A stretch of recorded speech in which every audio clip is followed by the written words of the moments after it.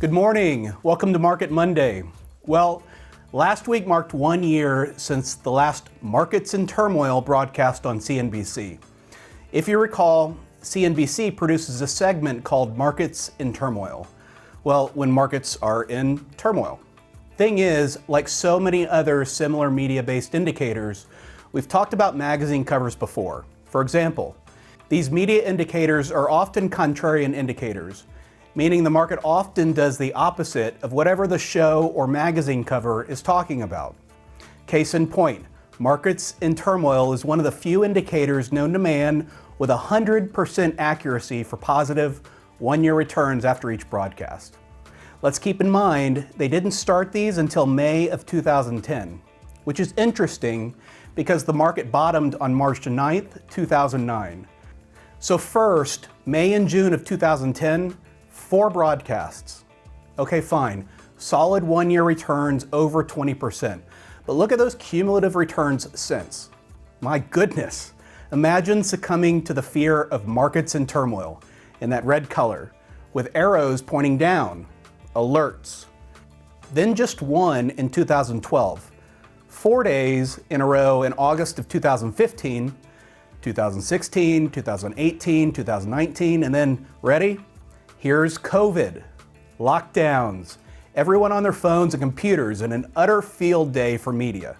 It wasn't until May 5th of last year that we had the next broadcast. Of course, this is the main reason we make these weekly videos for you. Investing is emotional, folks.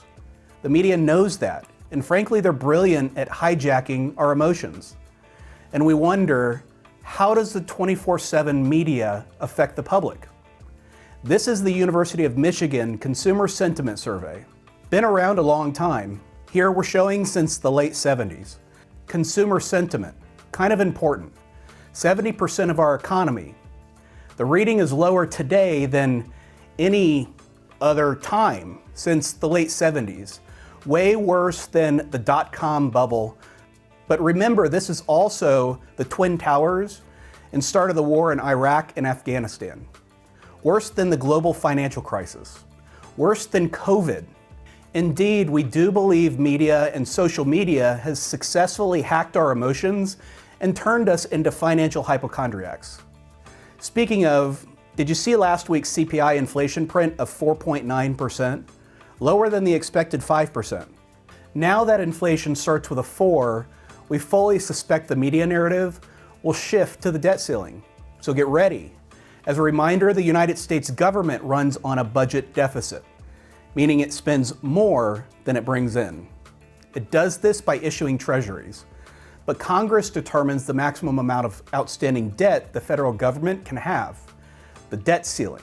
So if the government can't issue more treasuries, it has to make some changes, furlough workers, shut down the national parks, etc. Importantly, the federal government has never missed an interest or principal payment on its debt, though that doesn't stop Congress from using it as their favorite bargaining chip. For a little context, since 1959, every president has increased the debt ceiling. Every single one. A total of 89 times. President Biden has only increased it twice. Right here, of course. The least going back 12 presidents. What else do we see? Well, 2 colors. The debt ceiling gets raised under both Democrat and Republican presidents. Same would be true if you look at which parties control Congress. The debt ceiling is currently $31.4 trillion, and history would suggest we'll get increase number 90 very soon. But don't expect the media to portray it that way, and it may bring some increased market volatility. Wouldn't that be reasonable to expect? But just as with the markets in turmoil, we would view this as a temporary news item, and we would encourage you to fade the fear. Have a great week.